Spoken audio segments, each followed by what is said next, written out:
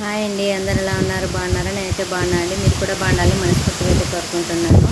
నేనైతే వీడియో తీయలేదండి, ఎందుకంటే నా వచ్చి కొంచెం పని ఉందనేసి. ఈరోజు అయితే వీడియోలోకి వస్తే కదా, శృతి అయితే అనాశ్రమంలో చేరింది.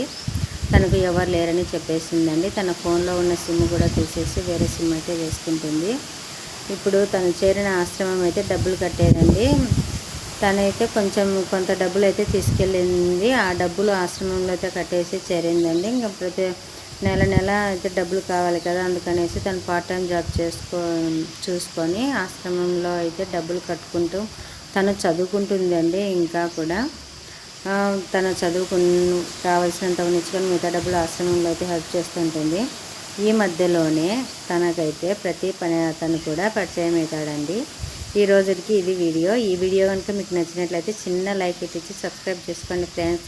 మిగతా స్టోరీ అయితే రేపు వీడియోలో తెలుసుకుందాం. బాయ్.